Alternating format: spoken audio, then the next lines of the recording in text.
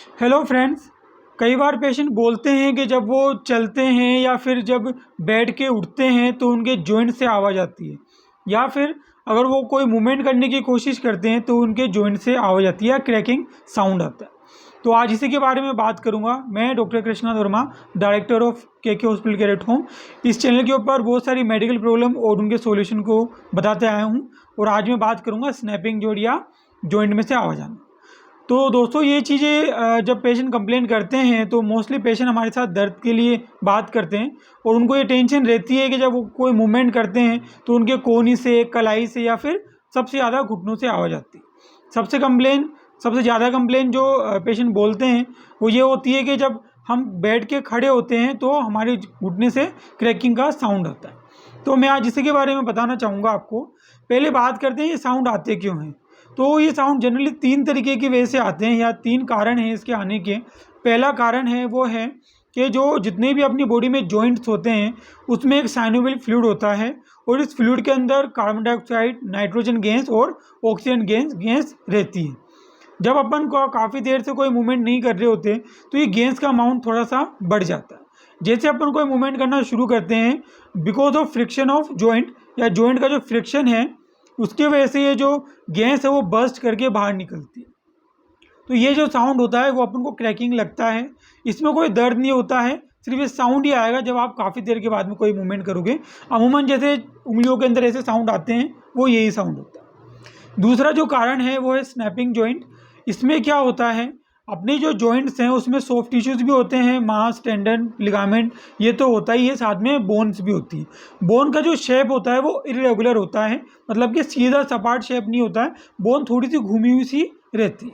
जब अपन कोई मूवमेंट करते हैं तो ये जो सॉफ्ट टिश्यूज होते हैं वो बोन के ऊपर से स्लाइड करके निकलते हैं। तो इस स्लाइड करने के निकलने की वजह से कड़ इस तरीके से साउंड आते हैं, जो कि एकदम नॉर्मल होता है। इसमें कोई भी ट्रीटमेंट की या कोई घबराने की कोई बात नहीं होती। तीसरा जो कारण है वो थोड़ा सा मुश्किल होता है, वो क्रिपिटस साउंड होते हैं। इसमें क्या होता है कि जो अपने जॉइंट होते हैं वो थोड़ा सा ख़राब होना शुरू हो जाते हैं, जैसे एवेस्कुलर नेक्रोसिस ऑफ हिप का जॉइंट ख़राब होना, या फिर जो आपके शोल्डर जॉइंट है इसमें कभी चोट लग के जो जॉइंट में ख़राब होता है वो, या फिर घुटने के अंदर ऑस्टियोआर्थराइटिस या रूमेटॉइड आर्थराइटिस।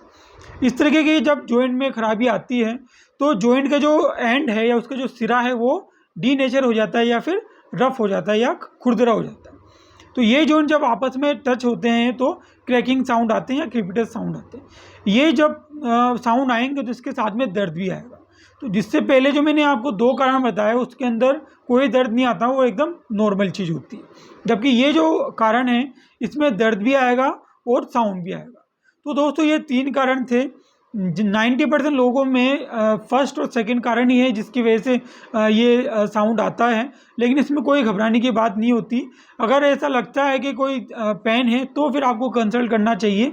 या जो तीसरा कारण मैंने बताया जॉइंट ख़राब होने का, उसमें अगर साउंड में आ रहा है तो आपको कंसल्ट करना चाहिए।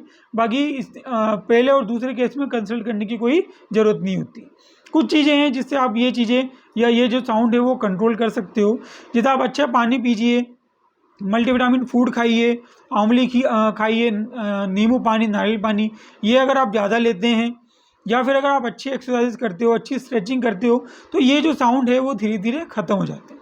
जो क्रिपिटस साउंड था जो मैंने लास्ट में बताया, उसके लिए आपको ट्रीटमेंट की ज़रूरत होती है। उसमें कुछ इन्वेस्टिगेशन होती हैं, एक्सरे वगैरह होते हैं, उससे पता चल जाता है कि ये क्रिपिटस है या नहीं है, या जॉइंट ख़राब हुआ है या नहीं।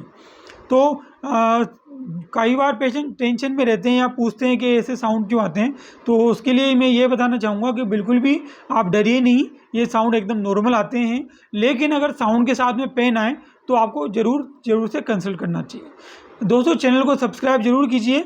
सब्सक्राइब करने से आप आगे से आगे जो मेरे नए वीडियो हैं उनके पास में पहुँचेंगे। आज के लिए इतना ही, मिलते हैं अगली वीडियो में।